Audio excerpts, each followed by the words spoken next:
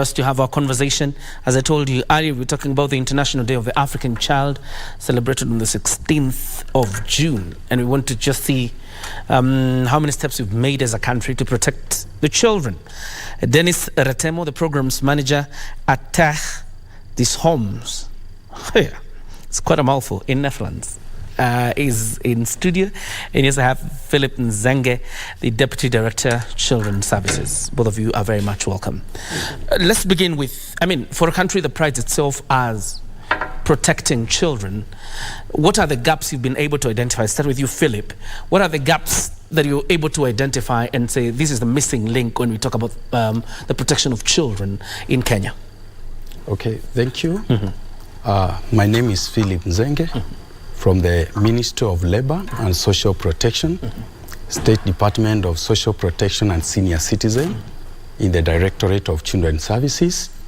And in Kenya, on safeguarding of children, we have worked together with other stakeholders to identify main gaps which actually denies the child to get the best to grow to a responsible citizen. And most of the key gap which has come over time is the legal framework, whereby we found that some of the laws, some have become outdated, others they are not addressing the issues of children as they should be.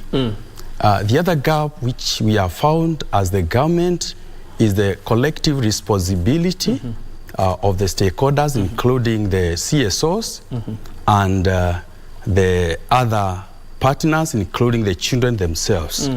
And that's where you can see some of the commemoration through the African Charter and the rights of children, like what we are talking today about the Day of the African Child. And as well, we have looked at the participation of children, which is not fully realized in this country and Africa at large. And we'll come back to that in a bit. But RATEMO, when you talk about the legal framework, and probably in the Kenyan context, is it the failure to adopt international conventions, or we have not just tailor-made the legal framework that works for us and the children?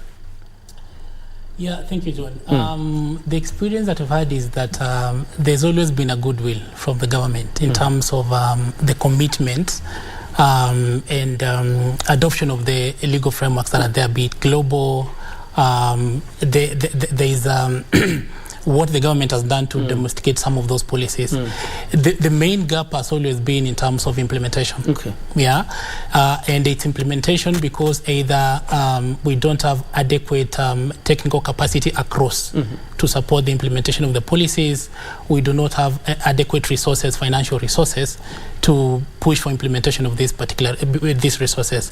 Then there is an aspect of coordination, because it requires coordination mechanisms from national level to the county level to ensure that there is even the awareness at the very local level in terms of what legal frameworks are we talking about, and what are some of the commitments in those legal frameworks, and so what is the role of the different actors in terms of implementation of those policies. So a very strong coordination mechanism is needed for that to happen. And that could be a gap based on what my colleague NZENGE was talking about. Yes, I would understand the disjointment in terms of the collective responsibility, but as a government official, as a government representative, when you talk about the legal framework, what are the inhibitions? What inhibits government from coming up with the correct legal framework? What inhibits government from the adoption of a legal framework that protects children? Actually, the government is not inhibited in any way, but you have found that the world is very dynamic. You remember around 10 years ago, we had what we call the Constitution, which was being used in this country. And all of a sudden, the new Constitution came, which came with a lot of other provisions. And one of it was the Bill of Rights, which actually touches very well on children and marginalized people. And this one, it went to an extent of making all other legal frameworks like baseless, because they have to be in line with the Constitution. I don't want to call it new, because it's our Constitution. I must own it. And that is what things sometimes happen, and the world is moving so fast that there are so many things coming which need to be addressed as quick as possible. But sometimes we may find the policymakers, including the private sector, the civil society, they may not move with the speed of which the world is moving. And that's actually, like, if you look on what is happening in Kenya and you go to another country, like the developed countries, you'll find a different scenario. And before we reach there, you'll find that there is a gap.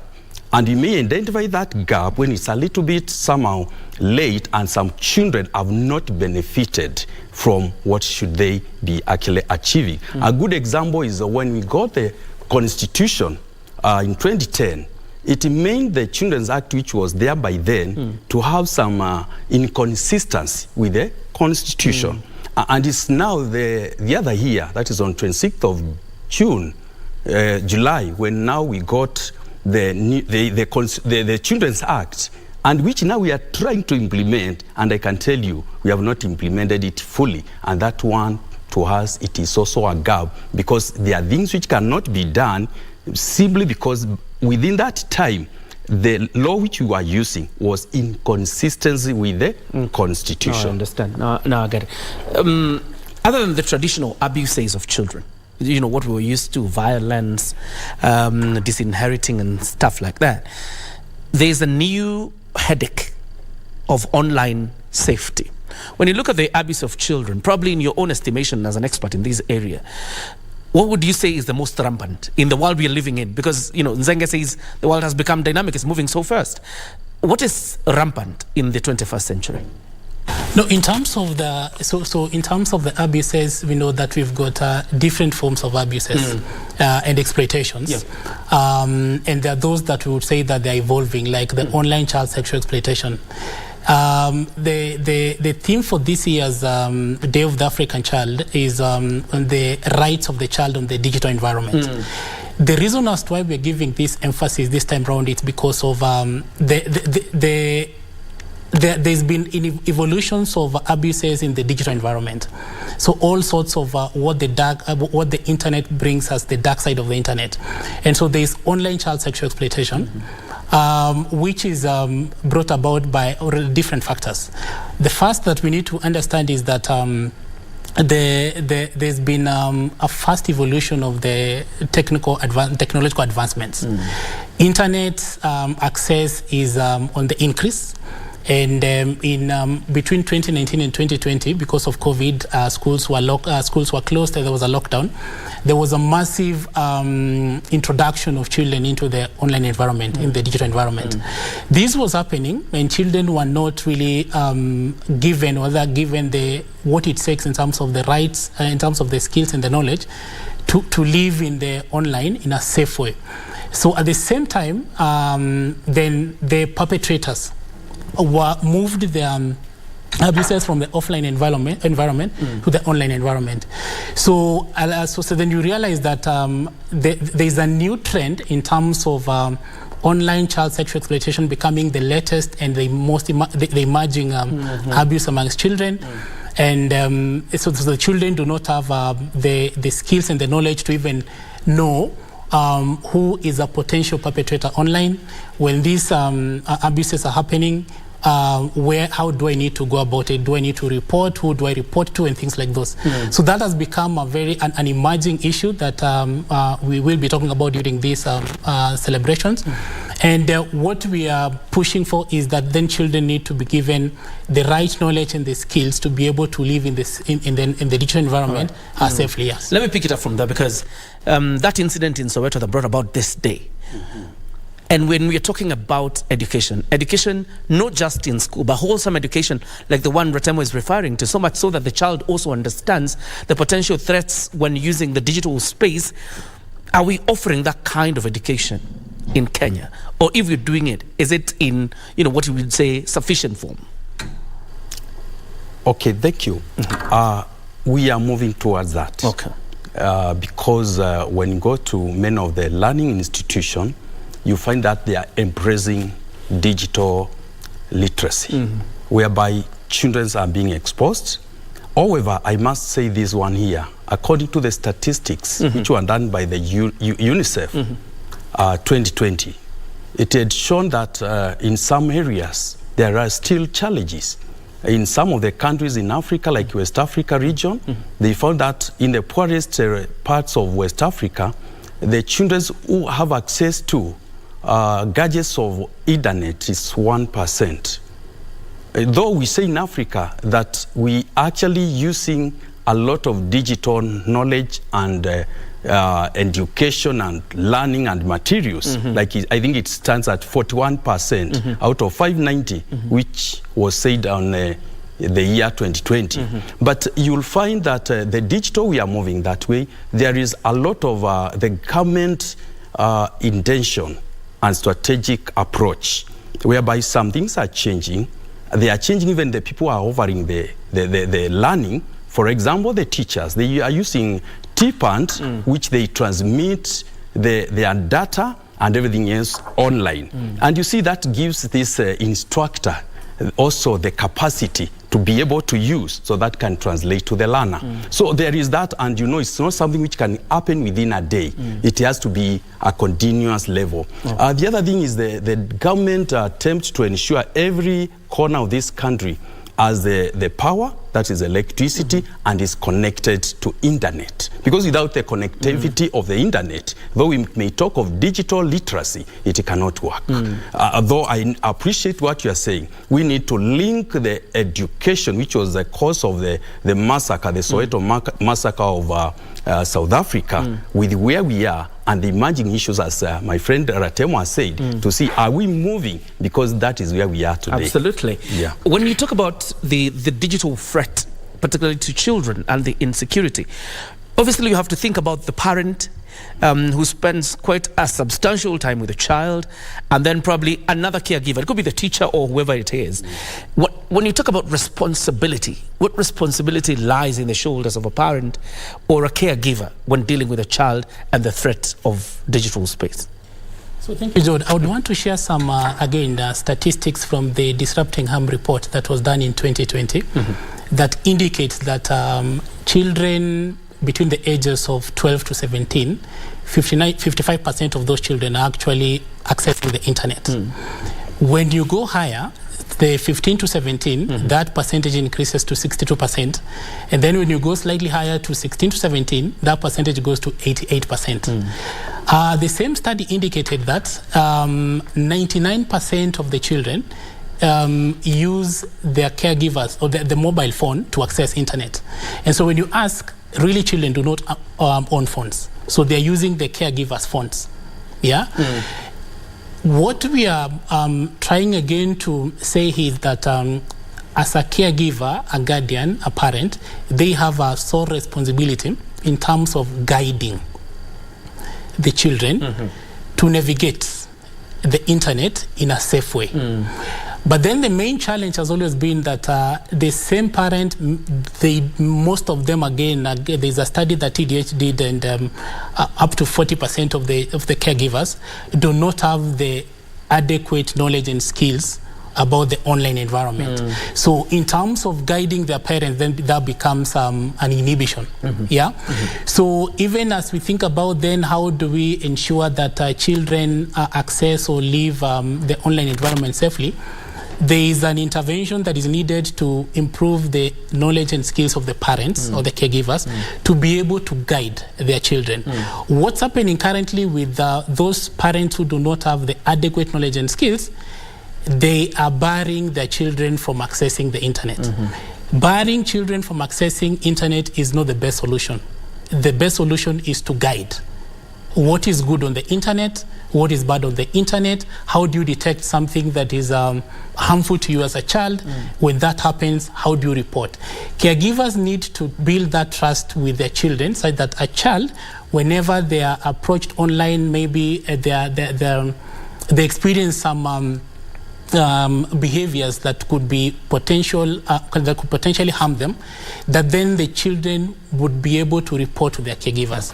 So in all these conversations, caregivers play a critical role in terms of guiding the children to live. Yes. I have about 3 minutes before we went up, but let's talk about the perpetrator of these abuses against children. It's a new dynamic. It's a new phenomenon. are we punishing enough? Not even punishing enough. Have we been able to punish the perpetrators of this violence against children? I can say, John, we have not handled the problem exhaustively because of some gaps again on the law enforcement. You'll find being a new phenomena, an emerging issue, you'll find some police officers are not trained on how even to come up with the charge sheet. And it's a charge sheet which is used in the courts of law. So if it is not prepared the right way, when it goes to the judge will find there is no law against what you are bringing. So that becomes a gap. Then also with the collaborators of coming up with what has happened, the social workers, including the children officers, they are not fully capacity built on this new phenomena. And it's something which needs to be looked into, going on down to the school, that they can also be able to identify and say this is a case of online child abuse. That has been a challenge all through. Then you'll find also some sites where the perpetrators, the pedophiles get into.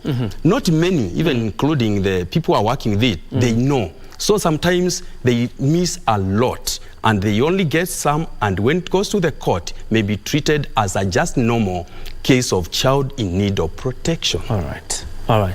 Clearly, there's so much to speak about that upcoming day. But very quickly, in 30 seconds, let me give you your closing remarks. In 30 seconds, as I come to Nzenge, very quickly. Start with you, RATEMO. No, thank you so much, John. So my closing remark will be that no child, our main commitment is that no child should be exploited or violated, because one thing that we've always said is that violation to one child is one too many.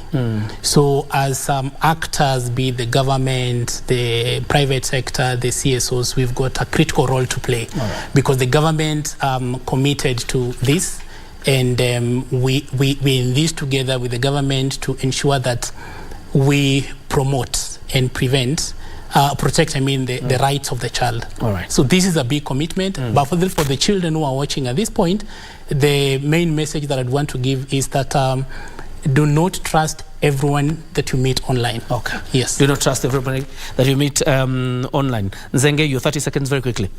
I want to say that to the viewers, online, digital environment is both an angel and a devil. That's how you should look at it. That when you are getting to it, you know, might be an angel or a devil. All right. So you are supposed to know at what time it becomes the devil and what time it becomes an angel, so that you can guide the child in the right way, so that the child can use digital environment responsibly. Thank you. Fantastic. And of course, clearly looks like the 16th will be very much insightful, and we hope every caregiver and every person who has a responsibility in that chain can take up the responsibility in a big way. We're looking at the parent, the caregiver, the government itself, the law enforcers, and everybody involved in that chain. Thank you very much, Dennis RATEMO and Philip Nzenge, for joining us, and thank you for the job you're doing. That's how you put a cap on Sunday Express. My name is John Jacob Curia. Our sign language interpreter tonight has been Lensa Odingo. Good night and have a fantastic week ahead.